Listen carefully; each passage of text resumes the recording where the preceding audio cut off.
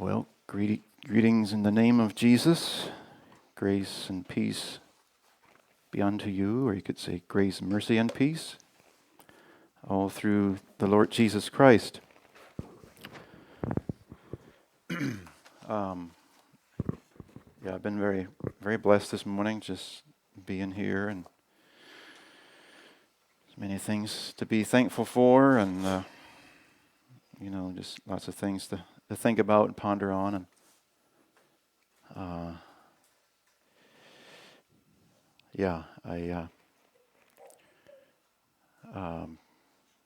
very thankful for the thoughts of the opening, just how important it is to have that horse before the cart, have that right.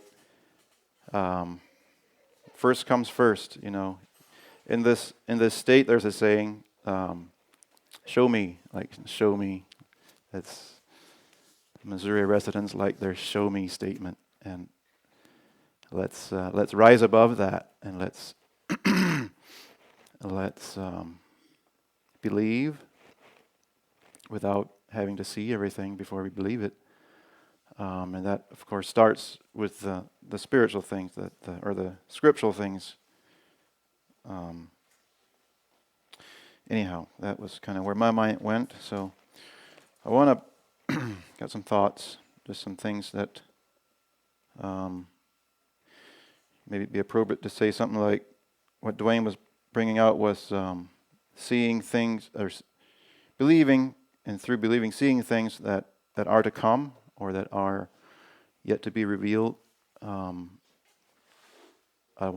for sure don't want to put that to nothing. I'm wanting to add to that, but to do that, I think I'm kind of going back in time and proving, hopefully, that this is really what was going on in the Old Testament with faithful people, the prophets and the judges and the faithful men and women of that day.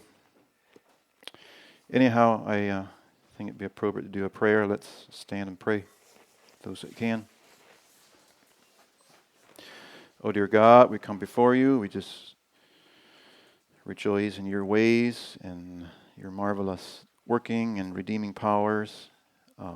Just the way you teach and admonish and correct us through Scripture. And just help us to always do your will, to always seek out truth. Help us to be humble and be taught the things that we're lacking, and open our eyes in areas that we might be blind or just erring, and give us the victory through faith in the Lord Jesus. We pray in the name of Jesus. Amen. Hebrews 12, verse 1 says, "Wherefore, seeing we also are compassed about with so great a cloud of witnesses, let us lay aside every weight and the sin that does so easily beset us, and let us run with patience the race that is set before us, looking unto Jesus, the author and finisher of our faith, who, for the joy that was set before him, endured the cross, despises the shame, and is set down at the right hand of the throne of God." It's kind of my beginning verse to come to the question that I kind of started in my notes is, what really is the value of the Old Testament characters that are in such a different culture. They're from a different covenant. The region was different. Maybe even the way these people were built were somewhat different. There was the days in the lands of the giants, and so I'm just seeing throughout the New Testament that it's not closed off to the Old. I'm seeing very clearly that the apostles understood it such that there was value in the Old Testament, even though Jesus said there in Matthew 5 that he fulfilled the Old. He also said he did not come to destroy, abolish, whatever the right word is there. He didn't come to destroy or abolish it, but he came to fulfill it. And I just understand that as completing it, We've had teachings on that here, and I think we kind of have an understanding of that, but I want to just bring out the importance and then go to the points of how that the apostles really did, they really did use the Old Testament to point out these figures and these guys, how faithful and true that they were, and ultimately how that through believing, the power of God can come forth and do mighty things. The Apostle Paul, the same apostle that said things like Christ came to redeem us from the curse of the law, he would also freely go to the characters of the law, like Abraham. I think he used Noah and different characters to preach Christ or to preach God and His ways. And so, the Apostle James says, Abraham, our father, was justified by works when he offered up Isaac. And also he mentions the patience of Job, the Apostle James does. And it's interesting how James even uses the liberties to say Abraham our father. And I think of these apostles as just having an understanding that there was something very fatherly in the realm and in the family of faith. There was something very fatherly about Abraham. And it's it's just very foundational to have that statement or have that understanding of Abraham. He is the father of the faith in a certain way. I think it's important to point that out and to leave it at that, because some people, have understandings that take you in directions of, well, they call Abraham father, therefore every generation is just going to have their father, where they call upon, and it's okay to do that. But I just want to point out how if something's called foundational, then we better leave it at that. And I think it's very important, very critical for us to promote that. And when we preach Christ, that we have Him as foundation. Peter would be another one that used the holy women of old, even for examples of righteousness. 1 Peter 3 says, "For after this manner in the old times the holy women also, who trusted in God, adorned themselves, being subject unto their own husband, even as Sarah obeyed Abraham, calling him Lord, whose daughters ye are, as long as ye do well or right, and are not afraid or amazed of your husband, what your husband might do." And I'm going to read 2 Peter. There it speaks about the holy prophets.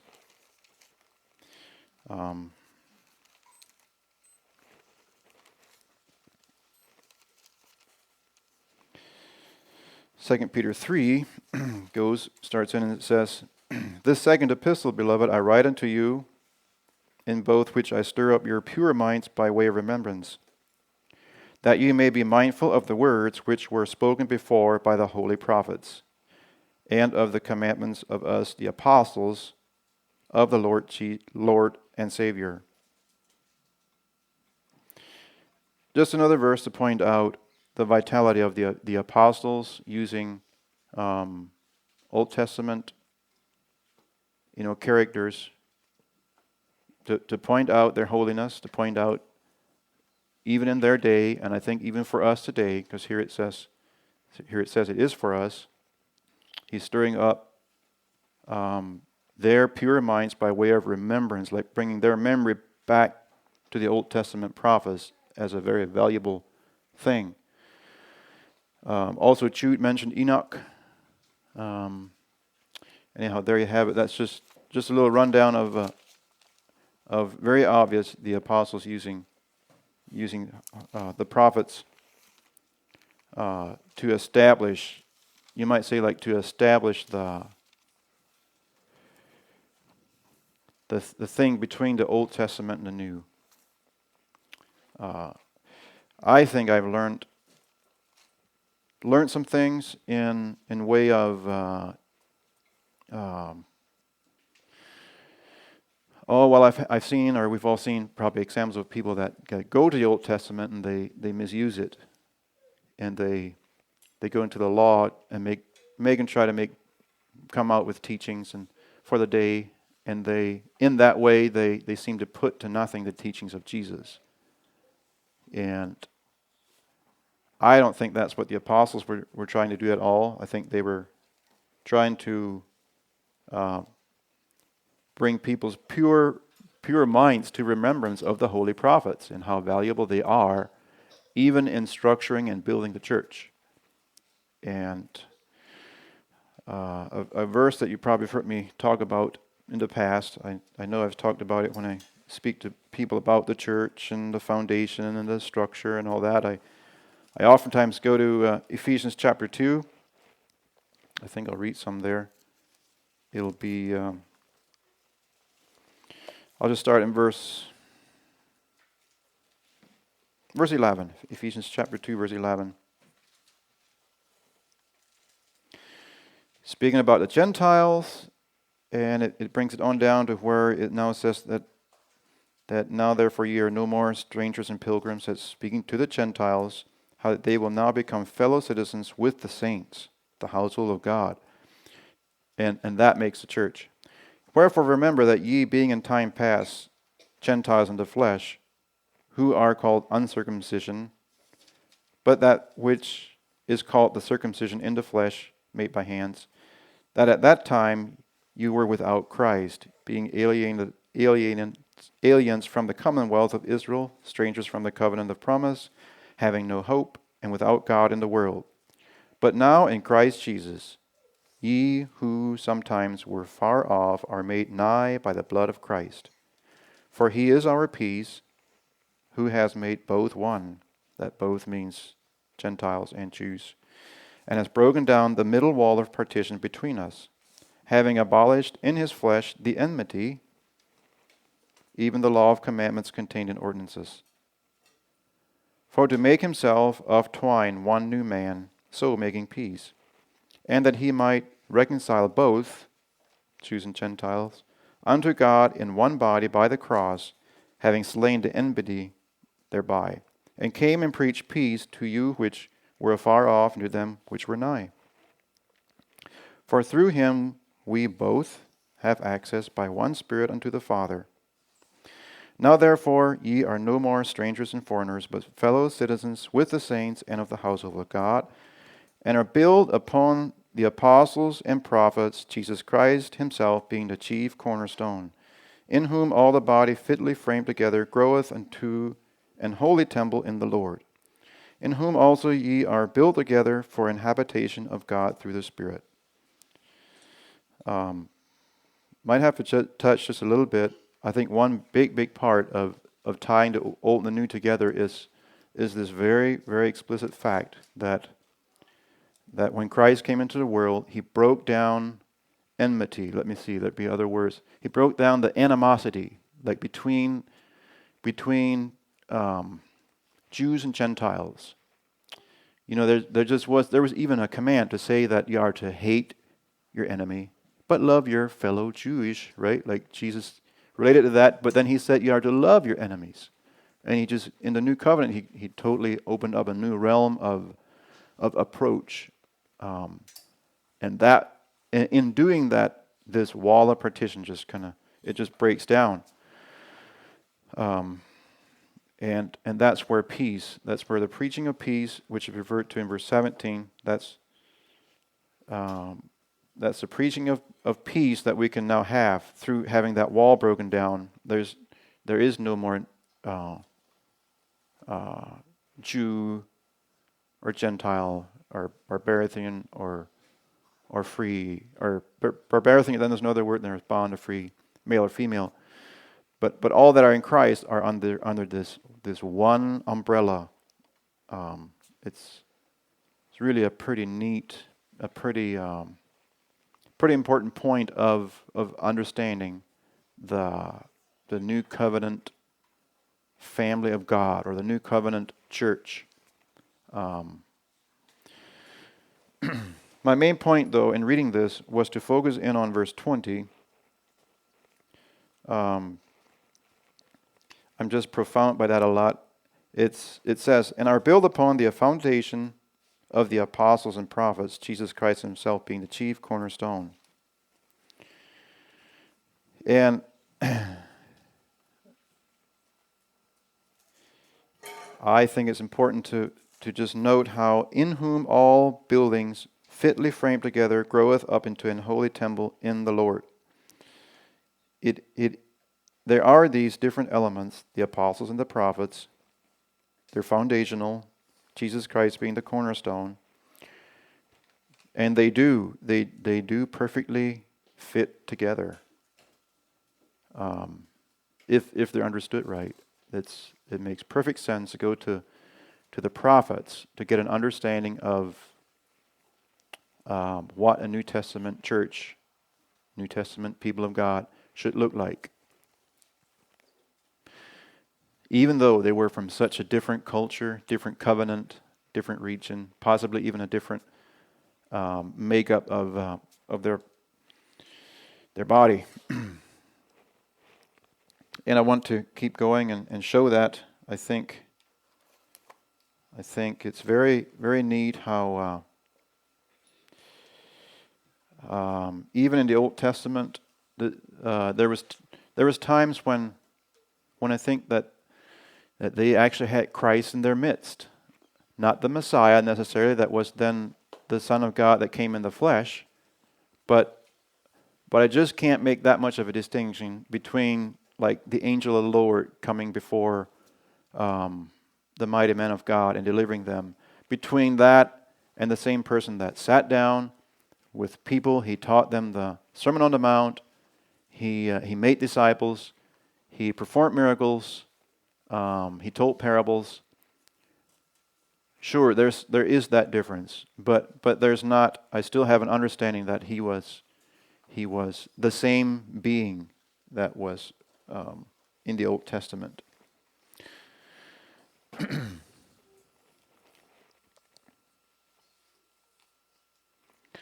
In Hebrews it says, "By faith Moses, when he was come to years, refused to be called the sons of Pharaoh's daughter, choosing rather to suffer the afflictions with God's people than to enjoy the pleasure of sin for a season, esteeming the reproach of Christ greater riches than the treasures of Egypt, for he was looking ahead to a greater reward." Here, the Hebrew writer is writing in such ways that makes it appear like Moses saw Christ, that he was esteeming the reproach of Christ greater riches than the treasures of Egypt. And I think we can get these glimpses of an understanding that Christ was in their midst, the Christ that walked the earth.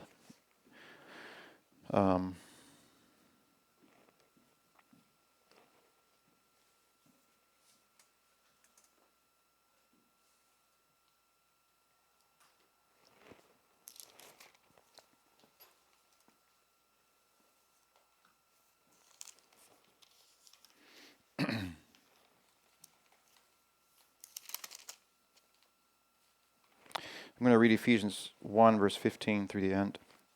"Wherefore I also, after I heard of your faith in the Lord Jesus and love unto the saints, cease not to give thanks for you, making mention of you in my prayer, that the God of our Lord Jesus Christ, the Father of glory, may give you the spirit of wisdom and revelation in the knowledge of him, the eyes of your understanding being enlightened, that ye might know what is the hope of his calling, and what the riches of the glory of his inheritance in the saints, and what is the exceeding greatness of his power to usward who believe, according to the works of his mighty power, which he wrought in Christ when he raised him from the dead, and set him at his right hand in the heavenly realms, above all principalities and power and might and dominion, and every name that is named, not only in this world, but also in the world to come, and has put all things under his feet, and gave him to be the head over all things to the church, which is the body, the fullness of him that filleth all in all. I chose that just there at the end is kind of the main points I want to bring out is just the importance of Jesus being the fullness in the church. Jesus really being the one that fills all in all. The church is the body. It is made full and complete by or with Christ. And He fills us with the knowledge that we need. He fills us with, it's mentioning revelation. It's mentioning enlightening of the eyes. It's mentioning the spirit of wisdom. The spirit of wisdom and revelation, knowledge. I think I underestimate the statement sometimes when Jesus said that he came to fulfill, like He did not come to abolish the law, but He came to fulfill it. And that is really, really important thing to understand, I believe, in having Him as the fulfillment. Not going any less and not going any more. Like just understanding Him as a chief cornerstone, and then you just put all other stones away, right? Like once you start putting other stones around it, does it really look like a chief stone? Like, isn't it somewhat foolish if you're saying that this is the chief stone, and then in your actions you might have other stones that you lay there that are bigger and you shine them up, and they make it a little better. No, the chief cornerstone is the chief cornerstone. And it's really, really important that we leave it as full as He made it. And that we leave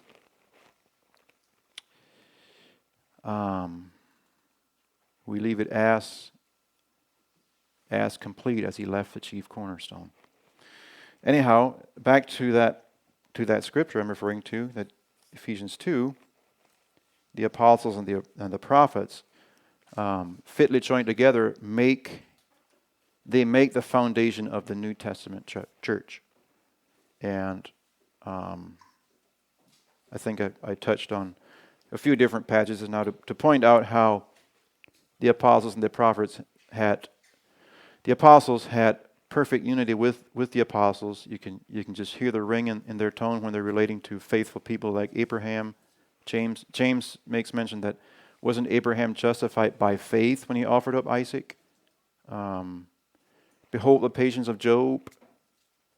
James says that. Jude makes mention of Enoch, the seventh man after Adam. There's others. There's that unity that they have, and it makes perfect sense in that way that the church is built upon the apostles and the prophets, Jesus Christ being the head corner, the chief corner.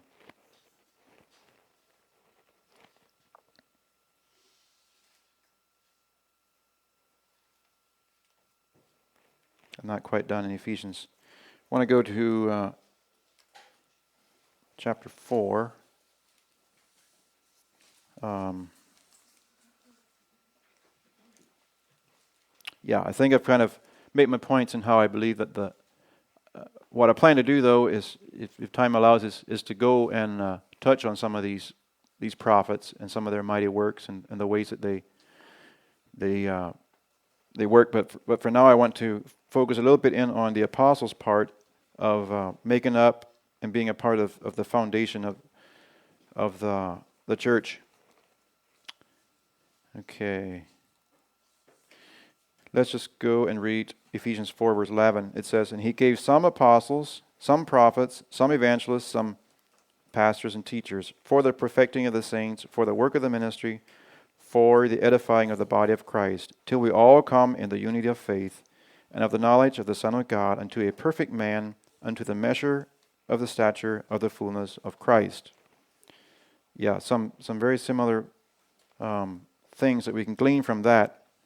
that we saw in Ephesians 2. Jesus Christ being the fullness.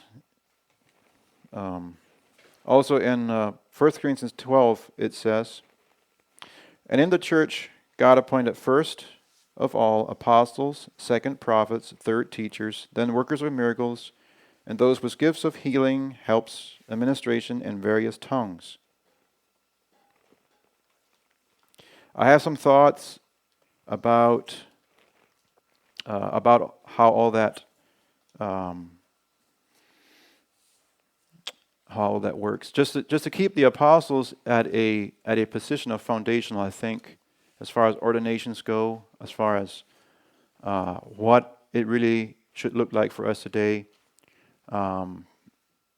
It seems like that's a term, at least, that we are to leave for them as an honor, and not put it upon us. I know these verses are here where it says that Christ did give to the church apostles, prophets, evangelists, pastors, and teachers, and so on.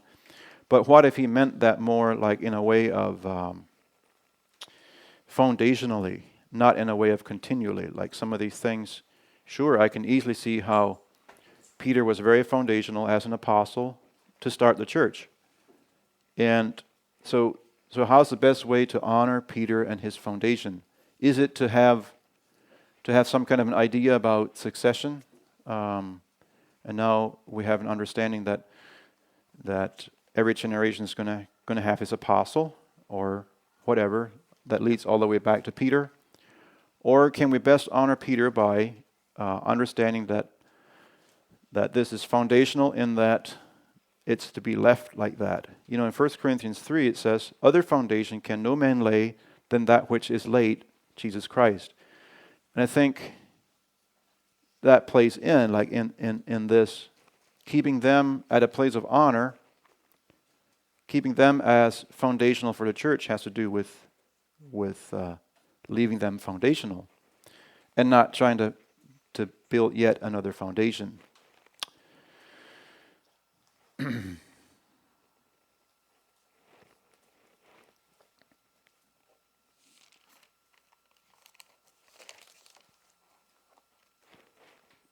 It's interesting how it goes when you start putting together a message. And you start out with a certain thought, and now it seems like I'm speaking more about the foundation or the structure of a church than I am the value of Old Testament figures. And that's how it goes. I originally wanted to tag on to the end of that one of the things that I find in the Old Testament figures, you can take Judges, and I think that's where we'll be going to point out some of the faithful people of the Old Testament. You can see the process, and it ties in with us here in the New Testament, New Covenant. You can see the process of there being a call, then there being a response to the call, and then oftentimes there's a reward that these people receive even in their day for the response, the call. I think that's more like a complete picture that we can now take the time to look at, and through that we can be built up and strengthened. But for ourselves, sometimes I think it's more like this. It's more like we have a call, and we ought to respond to the call, but we don't have the reward yet. That's one difference.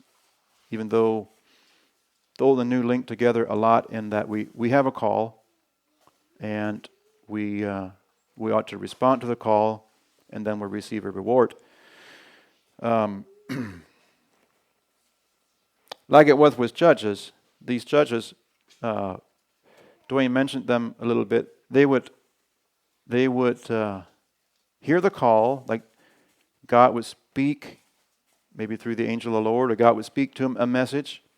They would respond to it, and God would deliver them, and the reward was something like maybe 40 years of peace, or in one time it was 80 years of peace. For one man, he he was called to duty, and he responded to that duty, and he got a loving wife. I'll go to that one. Judges, let's go to Judges, or I'm going to read in Judges. Judges is a very moving, just a really moving book of, it really does display the nature of man that we all fall under, and then the need to cry out to God and God's mighty power and deliverance. And there's some very graphic things in here. Some of them I'll just leave them alone. Others I'll point them out just because that's just what it was. If we're really going to say that these people are a part of foundational things for us today, then I think we have to look at them for what they are, but still understand that today we don't. Our warfare is not carnal. The weapons of our warfare are not carnal. They are mighty through God, through the pulling down of strongholds, through putting away imagination and every high thing that exalts itself against God or Christ. That's our call today. So as we read this, the way to translate it into the New Covenant would be something of that nature. Okay.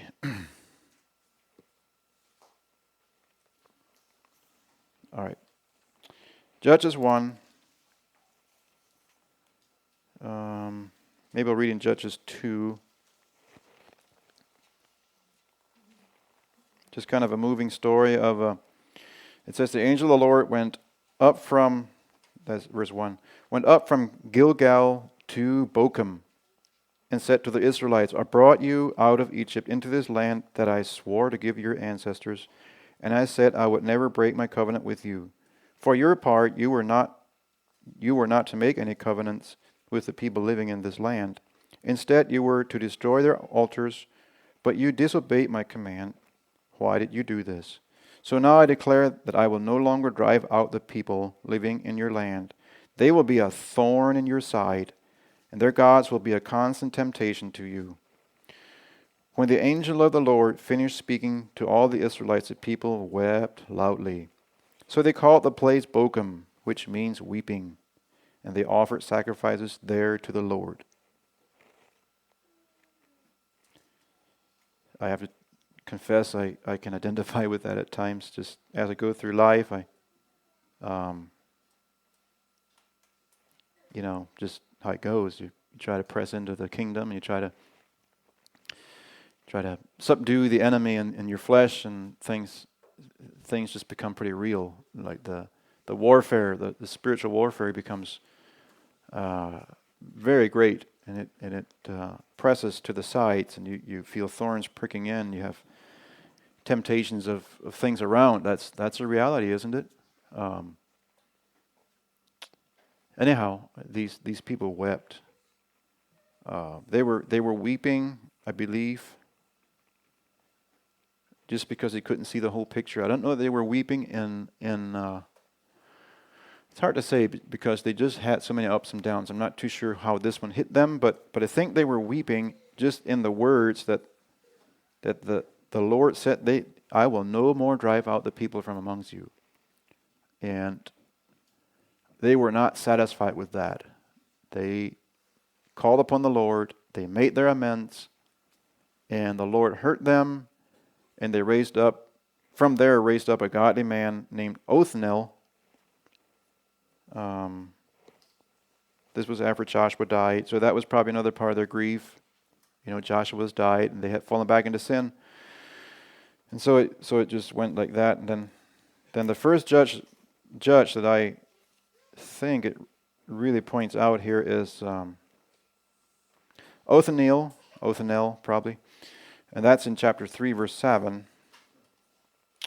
And it says the Israelites did evil in the Lord's sight. They forgot about the Lord their God, and they served the images of Baal and the Ashar poles. This is Judges 3, verse 7, 8.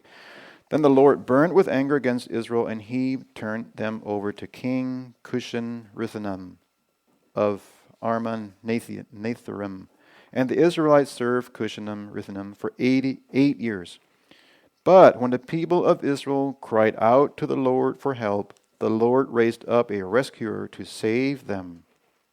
His name was Othniel, the son of Caleb's younger brother, Kenaz. The Spirit of the Lord came upon him, and he became Israel's judge. He went to war against King Cushan Rishathaim of Aram, and the Lord gave Othniel victory over him. So there was peace in the land for 40 years. Then Othniel, son of Kenaz, died. Interestingly, that's not quite the end of the story of Othniel. Let's go to just in Judges chapter 1. I don't know why the story is kind of split up like this, but you'll notice that through chapter 1, 2, and 3. Chapter 1, verse 11 says, From there they went out against the people living in the town of Debri, formerly called Kiriath Sefer. Caleb said, I will give my daughter Eska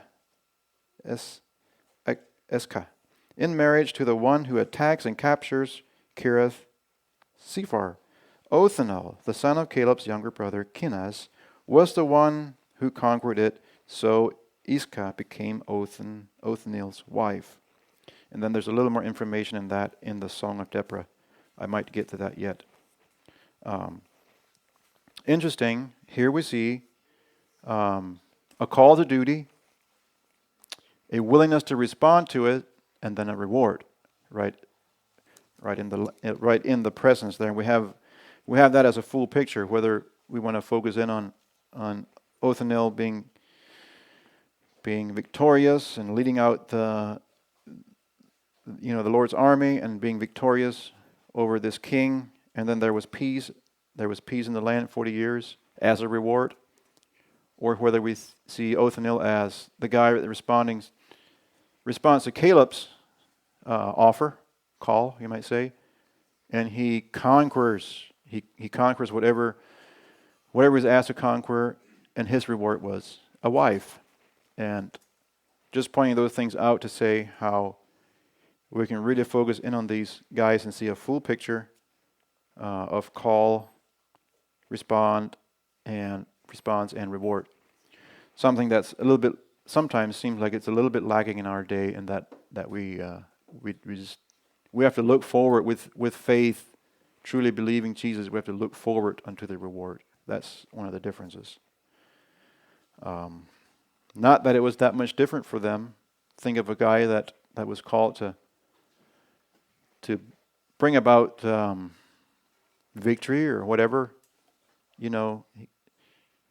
whatever he was called to do. Let's take Othniel again, and he was called to bring forth whoever does this. Like it was open to grabs. Whoever does this, I'll give my daughter to you as a wife. And he had to believe Caleb that this is actually going to happen. Somehow this young man probably had trust, he had faith that Caleb is of a different spirit, like it says elsewhere in scriptures, Caleb and Joshua. They were of a different spirit than the others that were, the other children of Israel seemed to just want to hunker down and complain that, no, we can't take these people, they're too great for us to take.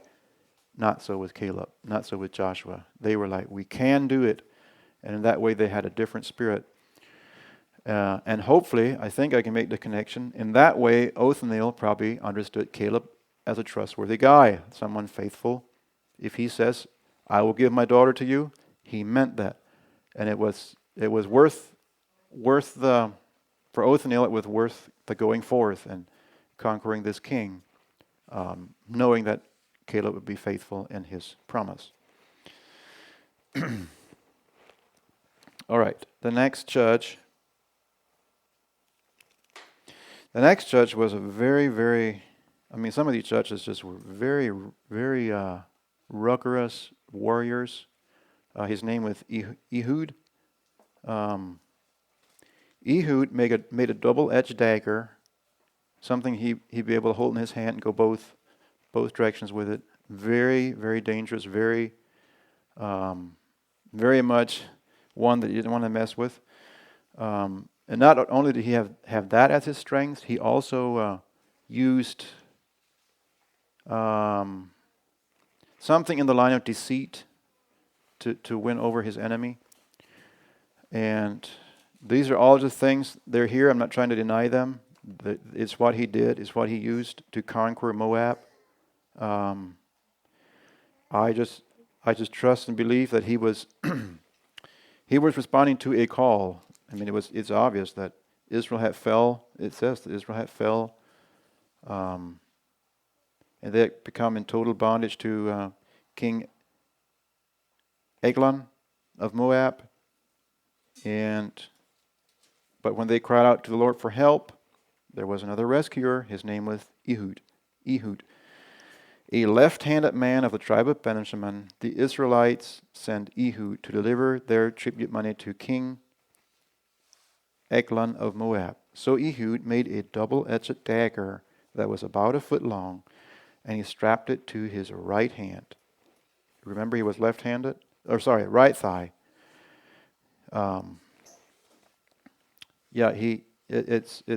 It's quite ugly just to think about how he was equipped to do damage to the flesh. Keeping it hidden under his clothes, he brought the tribute money to Eglon, who was very fat. After delivering the payment, Ehud started home with those who had helped carry the tribute. Ehud started home with those who had carried the tribute. But when Ehud reached the stone idols near Gilgal, he turned back.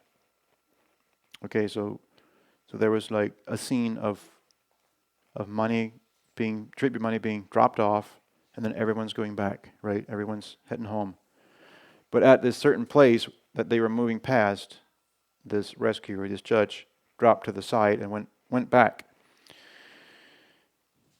And he went back to the king and he said, "I have a message for you." And he went over and he sat down with Eglon as though he was going to proclaim a message to him. And rather than doing that, he did his deed. He went and killed him and left him lying and went back to his crowd, and they went home. And in that way, there was victory. In that way, there was a great confusion. There was a victory. The Moab army was totally subdued. And the Israelites took control of the whole area at the crossing of the Jordan River. And they attacked the Moabites and killed 10,000 of their strongest, most able-bodied warriors. Not a one of them escaped. And here's the reward. So Moab was conquered by Israel that day, and there was peace in the land for 80 years. That's the reward. The next judge after Ehud was Shamgar.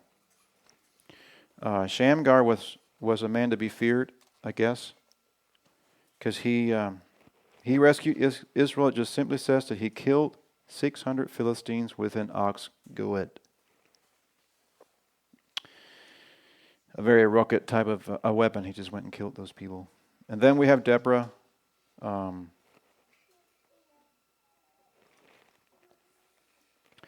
story of Deborah is very moving. It's really one of those other stories that if you want to read it, do it at home and read it. I'm not going to read it here, just the deceit and the graphic type of killing involved. But ultimately, to deceive and subdue the king here, they gave him milk. After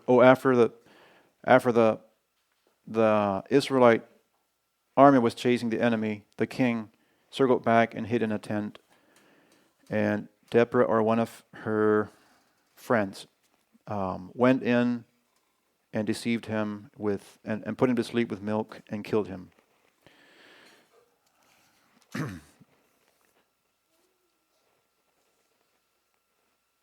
I think my time's getting close to being up. I had a few points that I wanted to make yet. I think some of this could reach into another message for down the road, just a later time. Just the importance of us today having an understanding of that we also have a call. And how is that? What is that call? And then just what is an appropriate response, and then what is the reward of it? So I'll end up, I'm not sure I'm going to read this whole thing. I'm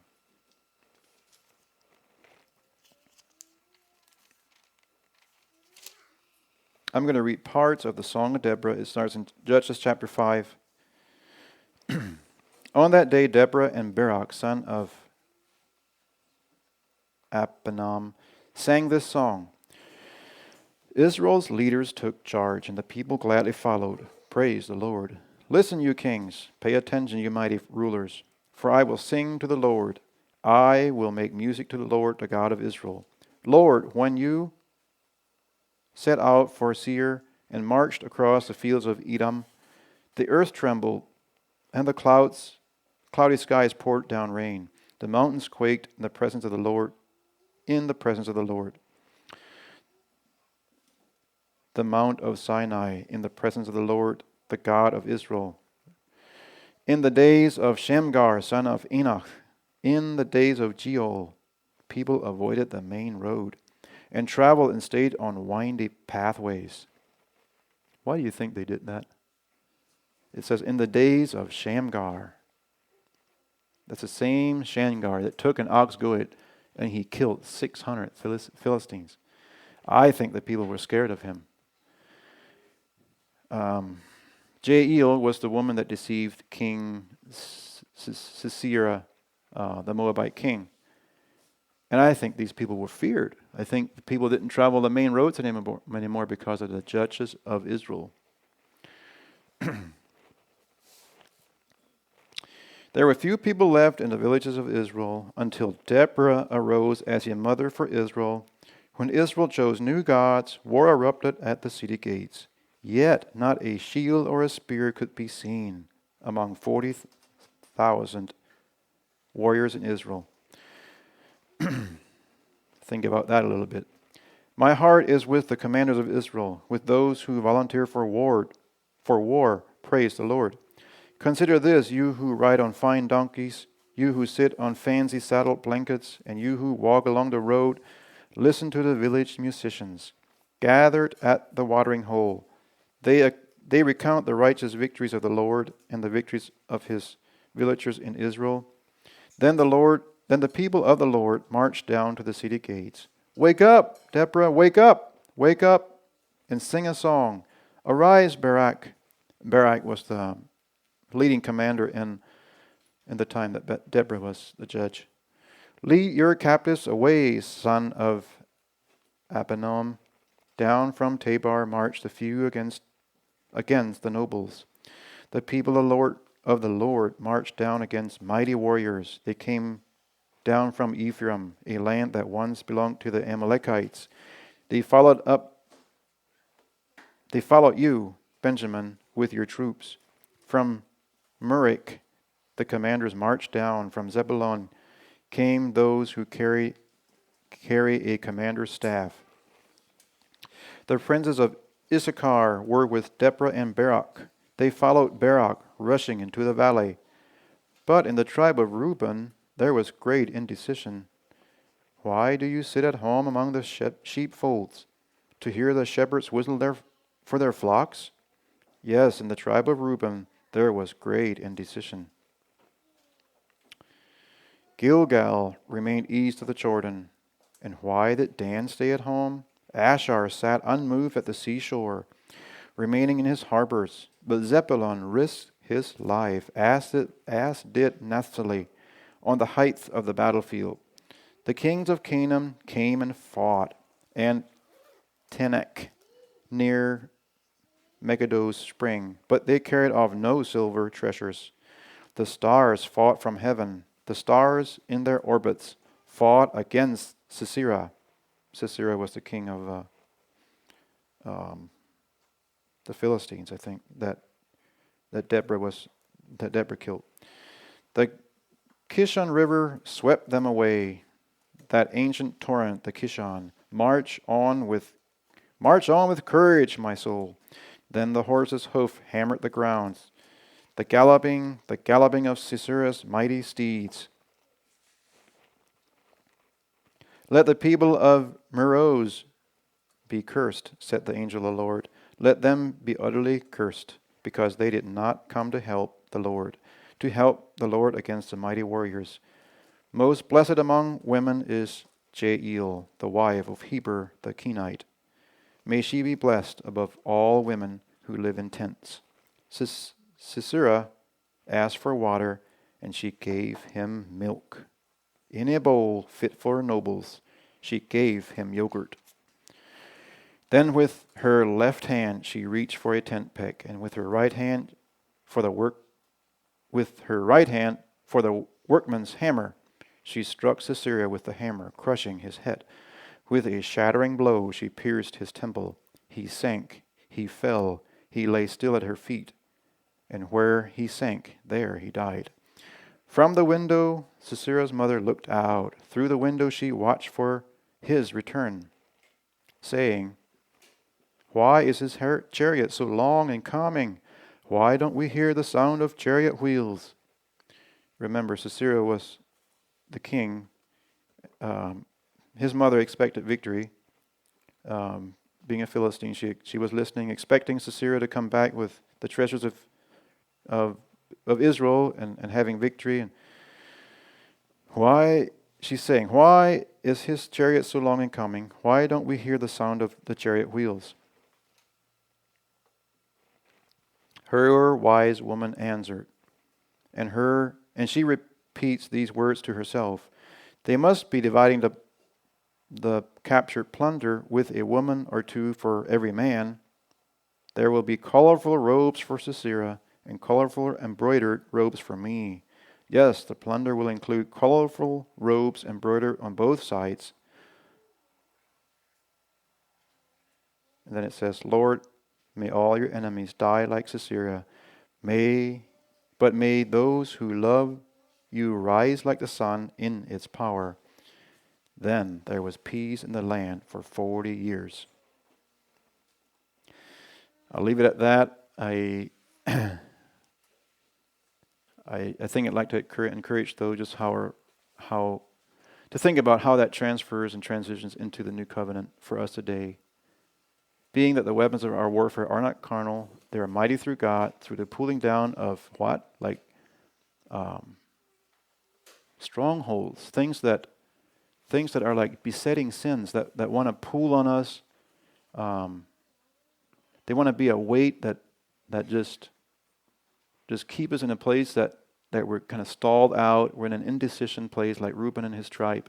We're not bringing forth fruit. We're not answering to the call of the Lord by faith. And I think we can each ask ourselves, like, what is the thing that we're called to in a New Testament setting? How are we to respond to it? And then what is the reward of it? God bless you all. Thank you, Brother Atlee. It was a good history lesson. The foundations is history. They say history repeats itself, and so does in Bible history, but I know a certain group that says, oh, I just have the Bible, and I want to go by the doctrines of the Bible, and I can't learn anything from history. I'm just going with the Bible, and I'm not going to waste my time and study the history of the church. And how foolish, how foolish. We're just a link in the chain, and just look. We have the early Christians, we have the Waldensians, we have the Wyclifites, or Lollards, if you will, and we have the Anabaptists. And all four of those groups, like us, Southwest Missouri, we follow the Sermon on the Mount. And basically, we're putting our faith on that. And Atlee was talking about the history. We learn from the prophets and the judges. It's no thing. We need to do that. I mean, it's a great history lesson, and it's not boring, and it is graphic. It's bloody. But now we love our enemies. But we can learn, I guess, from, I just mentioned 4 of them. And it's not original. Someone said that once. We learn from history, and we should learn from the early Christians, the Waldensians, they were called Sermon on the Mount Christians, the Wycliffites, Lollards, and then the Anabaptists. And that's what we're basing our eternal salvation on. Those are a lot of those are our heroes. Michael Sattler, yes. And even the woman in the Maccabees, 2nd Maccabees, chapter 7, the woman that had 7 sons. They're my heroes, and I know they're your heroes. The Lord be magnified. Hey, Brother Atlee, yeah, thank you for that. I know the latter part of the message, you're spending time in Judges, but I just want to rewind a little bit, go back to this passage in 1 Corinthians. I think maybe this has been mentioned maybe in the last year at least once. But yeah, this passage, 1 Corinthians chapter 12, you'd mentioned one in Ephesians. I'll just address this one here. So starting in verse 28, and God has appointed, the translators chose to use this word appointed, and then even there's another word, definitely this has been discussed before, ordain. Both of those words have this ecclesiastical sound to it, as if that's really what the writers of the New Testament wrote. But they didn't. They wrote these simple words, like, if I place something on the chair is exactly what this word is. I place something, I just put it there. Place or put, whichever word you prefer. That's what it is. It's not this ecclesiastical word appoint. It's just he put, and it's past tense. If I wanted to say, let's say if Paul wanted to say that he's continually doing something in the future, which is what Brother Atlee mentioned, wouldn't it make sense that he would use the present tense? First of all, he places the apostles, places his present tense, places the apostles, and then this and this and this. And of course, you could add additional words to make it clear that that's what your intent was.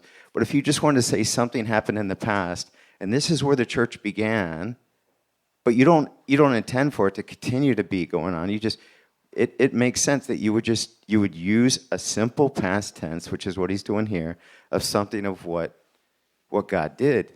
And this whole chapter is about the body of Christ. The eye is not greater than the hand, and he makes these analogies to the human body, so we can understand it. Everybody's got a different role, and nobody's greater. And here's what God did in the beginning: he placed past tense this, and this. In a similar way, if there's a passage where it talks about the Christ, and it's a past tense thing, the Christ came, the Messiah came, right? It's not that Christ is coming. First of all, God, places, well, it would be singular, but let's say if it was plural, that'd be pretty clear that, this idea of there's supposed to be Christ or Messiahs continuing, it's a continuous sort of thing with every generation or whatever. But if it's just something God did in the past, and it was established, or it's something that happened in the past, you would use the past tense, and that's what's happening here. It's God did this, and then he did this, and he did this, and it's a past tense thing. And I think traditions and discussions of this idea that it's something that's perpetual is that influences or biases our thinking to think this is something that is continually going on. I don't see that's what Paul is saying at all. And again, it's not this ecclesiastical word of appointed. It's just a simple, I place my book on my lap. It's exactly that word. Or again, the word that is usually translated as ordained. It's just something was stood or something was set someplace. It's almost the same idea, place versus set. But when this was written, the state church was heavy influence, and there's a lot of heavy influence of certain words. I mean, King James, according to what I've heard, I don't know. According to what I've heard, he would not allow them to use the word immersion. You got to use the word baptize. So we got to take Greek word baptizo and make it sound like an English word, baptize. Can't use that. Same with the assembly of the people, ecclesia, the assembly of the people, where people assemble together. No, you can't use it. You got to use this word church. And it's these words that people don't really know what they mean unless you tell them, this is a special you know, church word, church, and this is what it means, as opposed to just assembly. Everybody knows what that word means.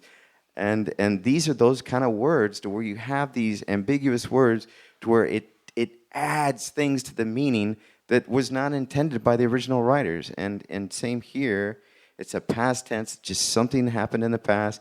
These apostles were placed, and then after that, it mentions, prophets were placed, and then teachers were placed, and so on. And something happened in the past.